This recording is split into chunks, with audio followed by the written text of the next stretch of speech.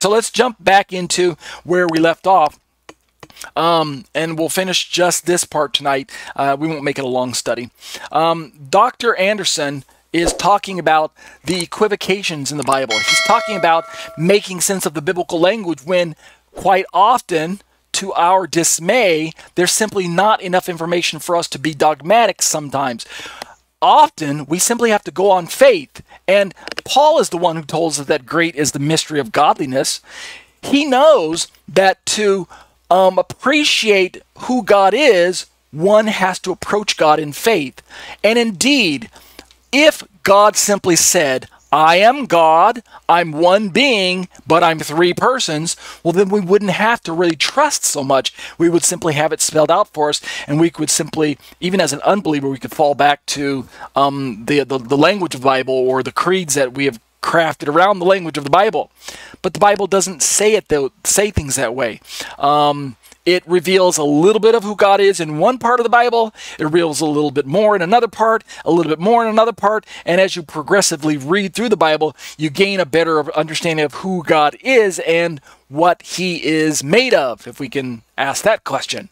So, Dr. Anderson is entertaining this discussion. Yes, it's highly philosophical. Bear with me for a minute, okay?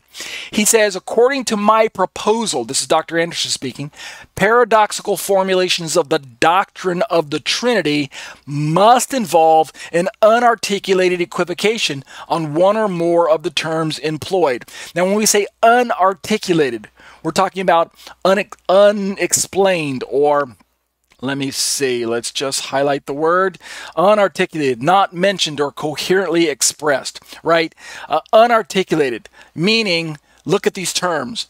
God is divine, distinct, one, three, and so forth. These are the example terms that Dr. Anderson employs, and he's just giving us a reference.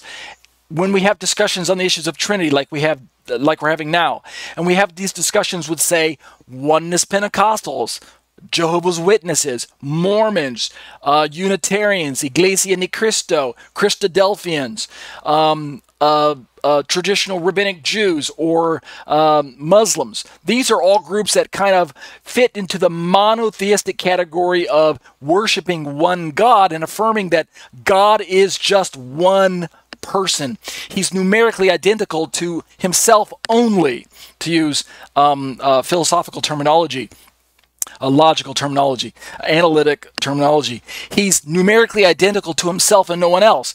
Dr. Tuggy, our famous Unitarian that we've been interacting with in my Trinity studies, is fond of saying that that God is numerically identical to the person that Jesus calls the Father. And so he just is the Father. God just is the Father and no one else. So God can't be Jesus. God can't be the Son in that particular model because of the, to allow Jesus to be God or to allow the Son to be God is to equivocate, to confuse the term God or is or divine. And so this is what Dr. Anderson's trying to help us out.